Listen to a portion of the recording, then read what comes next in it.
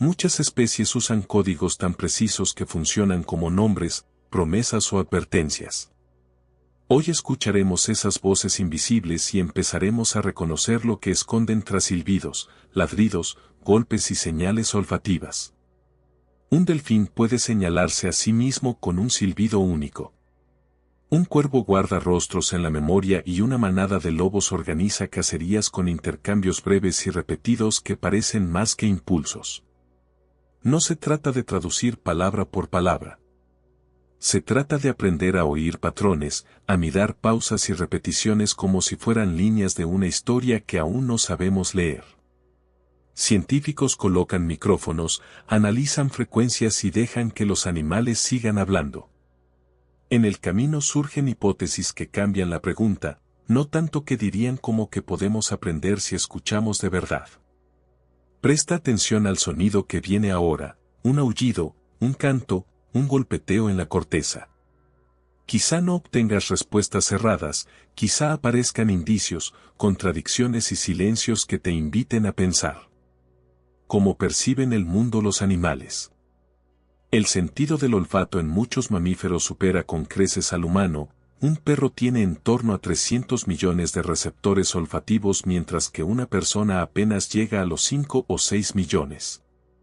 Esa diferencia no es solo cantidad, es arquitectura cerebral dedicada a descomponer paisajes olorosos, a seguir trazas viejas de horas y a separar señales solapadas como si fueran hilos. Un sabueso puede reconstruir la historia de una marcha, un salmón usa memorias químicas para regresar al arroyo donde nació.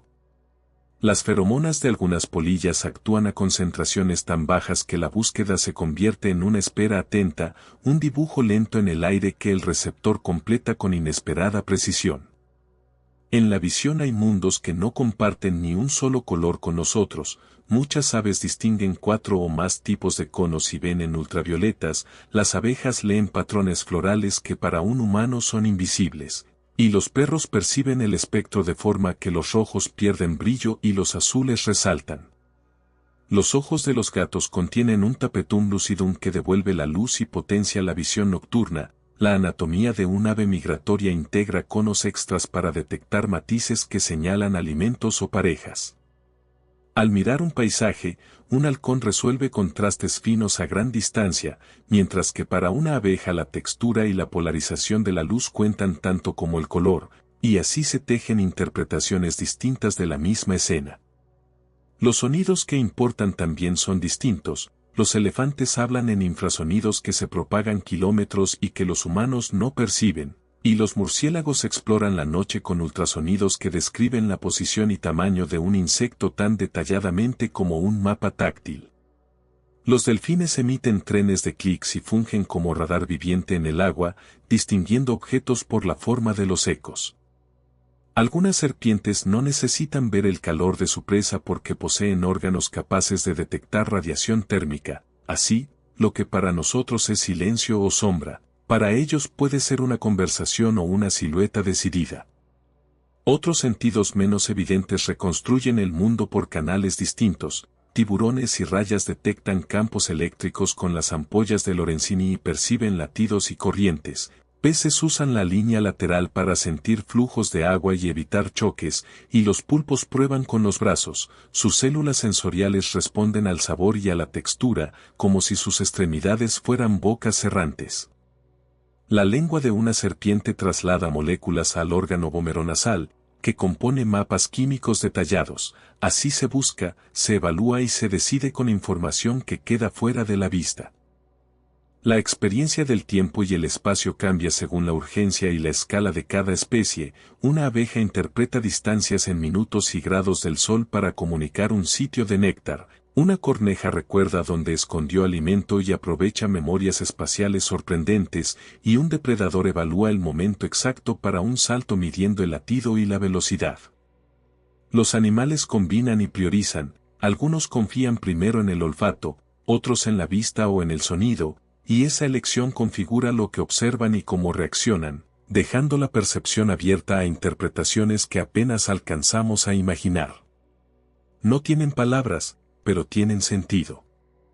Las abejas comunican coordenadas sin usar palabras, la danza del meneo en la cámara vertical del panal indica la dirección respecto al sol mediante el ángulo del tramo y su duración correlate con la distancia al alimento. Además, la intensidad del movimiento suele señalar la calidad de la fuente.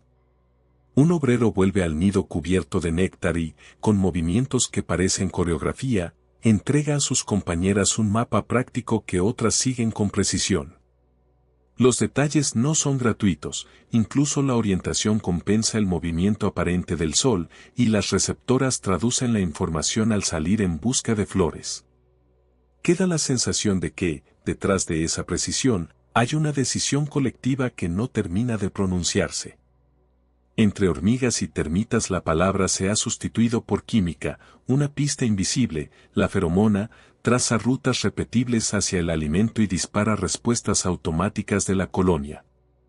Una obrera deja un rastro que otros intensifican si el botín es abundante, y el sendero crece en fuerza hasta convertirse en autopista. En momentos de peligro una molécula distinta convierte orden en caos controlado. Alertas químicas provocan ataque o retirada según el contexto. Así se organiza un ejército sin jefes visibles, y la red social se ajusta sin declamaciones. Los elefantes bajan la voz por debajo de lo que el oído humano capta, y esas rumbles de baja frecuencia viajan decenas de kilómetros por el suelo y por el aire, sirven para reunir manadas, avisar de pérdidas o sincronizar movimientos. Sus pisadas mismas pueden enviar vibraciones percibidas por otros a través de la tierra, y los ejemplares detectan esas señales con sensibilidad en las almohadillas de sus patas.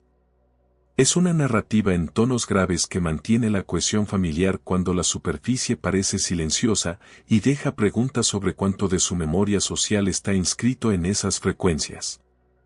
En primates las señales son tanto vocales como táctiles, los verbet emiten llamadas diferenciadas para águilas, serpientes y leopardos, y cada aviso provoca respuestas distintas en quienes lo oyen, no es azar. El aseo mutuo reduce la tensión y refuerza alianzas. Estudios muestran cambios fisiológicos que acompañan al contacto, como variaciones en hormonas asociadas al estrés y al vínculo social. Los grandes simios complementan las voces con gestos intencionales, con miradas que empujan a la acción y manos que señalan objetivos, y la conversación entre cuerpos queda abierta a interpretaciones. En el entorno humano, perros y gatos despliegan un repertorio híbrido de señales para comunicarse con nosotros y entre sí. El perro usa la cola, la postura y el olfato para transmitir estado y propósito. Movimientos sutiles del hocico, lamidos y la inclinación de la cabeza aportan matices. El gato ronronea en frecuencias que pueden oscilar entre 25 y 150 Hz, y ese sonido aparece tanto en calma como en malestar. Algunas investigaciones sugieren que esas frecuencias favorecen procesos de reparación tisular. Los delfines, por su parte, emiten silbidos característicos que funcionan como identificadores individuales y facilitan el reconocimiento mutuo en mares amplios. Queda la interrogante de cómo traducimos nosotros esos signos y hasta qué punto comprendemos lo que significan para ellos. Análisis de situaciones concretas, miedo, pérdida, alegría. Las respuestas al miedo en animales incluyen cambios fisiológicos como el incremento de la frecuencia cardíaca y manifestaciones conductuales claramente observables, congelamiento, huida, búsqueda de refugio o, en ocasiones, agresión dirigida. Un perro que retrocede con las orejas pegadas tras un trueno no solo reacciona a un estímulo sonoro, su cuerpo se prepara para escapar y su atención se concentra en la salida más cercana. Un ciervo inmóvil en el borde del bosque mantiene cada músculo listo para la carrera, y un gorrión que emite llamadas cortas alerta a su bandada de un peligro cercano.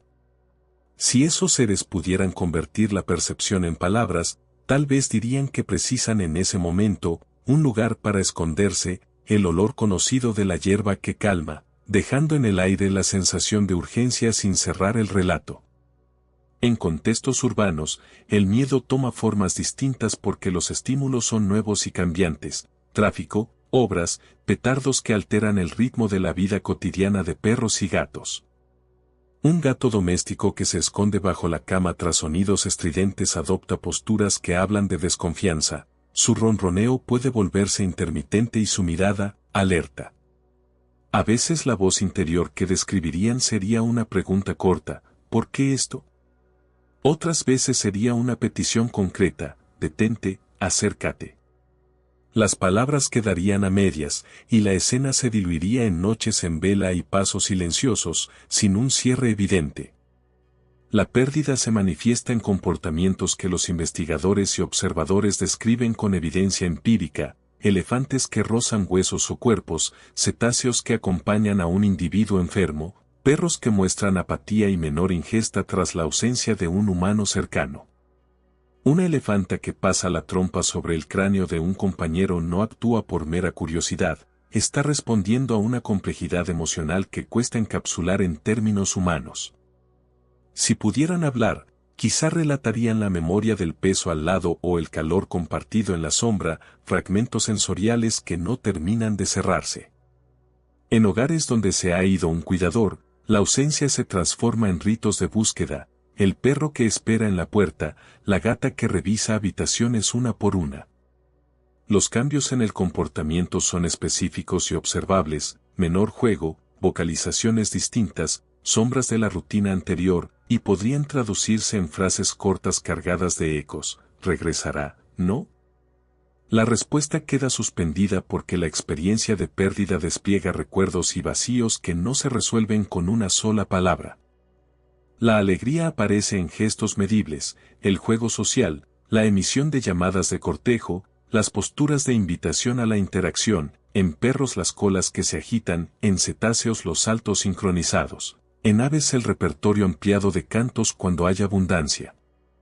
Un cachorro que balancea el cuerpo y trae un objeto muestra una mezcla de excitación y aprendizaje. La neuroquímica subyacente incluye sistemas de recompensa que facilitan repetir conductas placenteras, y ese impulso podría traducirse en expresiones sencillas, ven conmigo, mira esto, más tiempo. El enunciado no cierra la escena, queda la oportunidad de seguir jugando. La comunicación de la alegría sería sensorial y concreta, no solo exclamativa, describirían la textura del pasto bajo las patas, el olor de la presa liberada o la temperatura del sol en el lomo. Un mirlo que canta en la mañana agrega matices al mensaje según la compañía, un delfín que silba mientras gira ofrece intercambios que parecen, por su ritmo, contar una historia compartida. Estas descripciones no concluyen, dejan que el lector imagine el siguiente gesto y la próxima llamada. En situaciones mixtas, los estados se entrelazan, un perro rescatado puede mostrar miedo por la nueva realidad y, a la vez, destellos de alegría cuando alguien le ofrece comida o contacto. Una hembra ave que perdió la camada puede volver a emitir trinos intermitentes días después. Las frases que podrían pronunciar serían fragmentarias, solapadas, como si cada palabra tuviera que disputar su lugar con la memoria y el instinto. La narración queda abierta, sostenida por silencios y pequeños movimientos que invitan a seguir observando sin cerrar la experiencia en una conclusión definitiva. Conclusión, en que nos diferenciamos realmente.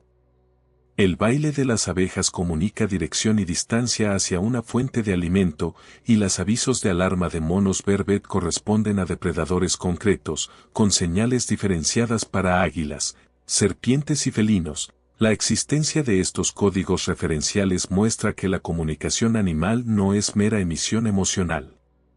Algunas especies usan firmas acústicas únicas, los delfines tienen silbidos que funcionan como nombres y ciertas aves y primates han aprendido signos o lexigramas que les permiten emparejar símbolos con objetos o acciones. Sin embargo, esos sistemas suelen funcionar dentro de dominios limitados, alimento, peligro, territorio, identidad, su riqueza semántica existe, pero no se despliega de la misma manera que la complejidad sintáctica humana. La anatomía del habla humana facilita una articulación fina y variada, y áreas cerebrales especializadas soportan la organización sintáctica y la jerarquía gramatical. Por eso los humanos combinan símbolos para generar oraciones nuevas y expresar relaciones abstractas. Algunos grandes simios han mostrado comprensión de pedidos complejos y han respondido a novelencias mediante aprendizaje contextual, pero la producción espontánea de estructuras recursivas y la capacidad de crear proposiciones hipotéticas sigue siendo distinta.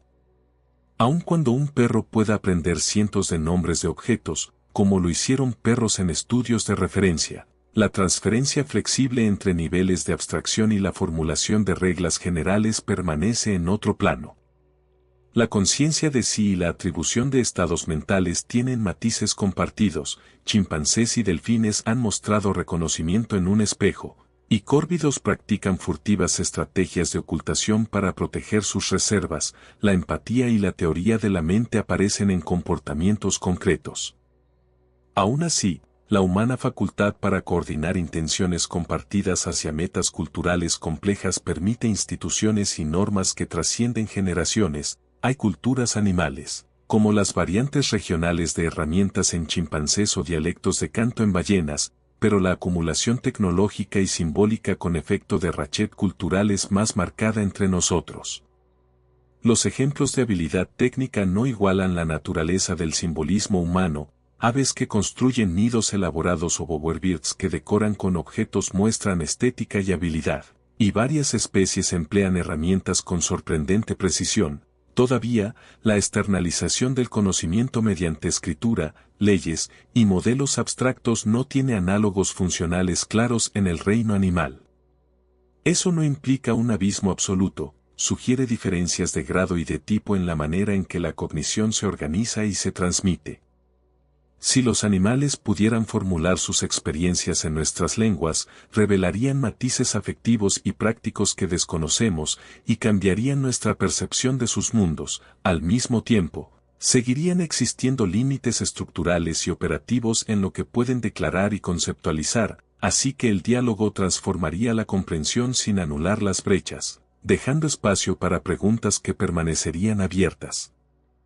Resumen. Escuchamos voces que piden atención, cuentan costumbres y señalan heridas. Lo que quedó claro no es una lista de verdades frías sino relatos que hablan de hambre, de juego, de territorios marcados con paciencia y de recuerdos que se repiten en ciclos más lentos o más intensos que los nuestros, dejando constancia de cómo se sienten y cómo responden. Queda la sensación de que esas voces invitan a mirar de otra manera. Si te has sorprendido sonriendo ante un gesto conocido o silenciándote frente a una mirada que parecía decir algo, no estás solo en la pausa. Tal vez lo que te resonó fue la cercanía de una vida que no se parece a la nuestra en ritmo ni en prioridades, y eso abre preguntas más que respuestas, algunas de ellas aún sin cerrar. Si quieres seguir explorando, suscríbete y comparte lo que te contó este video desde tu propia experiencia. Cuando comentes con un recuerdo, ayudas a que la conversación crezca y se transforme en un mapa hecho de historias, no en una lista de conclusiones, y así volvemos a escuchar con atención distinta. En el próximo video abordaremos sonidos menos obvios, el lenguaje de los insectos, los silencios de los peces y las pequeñas señales que pasan sin que estemos preparados. Iremos despacio, con ejemplos y con preguntas que no buscan cierre inmediato, para dejar espacio a la sorpresa. Queda la imagen de una conversación que continúa más allá de la pantalla. Respira. Observa lo que hay cerca. Y si algo te queda resonando, tráelo contigo la próxima vez que alguien te mire sin hablar, porque quizá esa mirada contenga una frase que aún no hemos aprendido a traducir.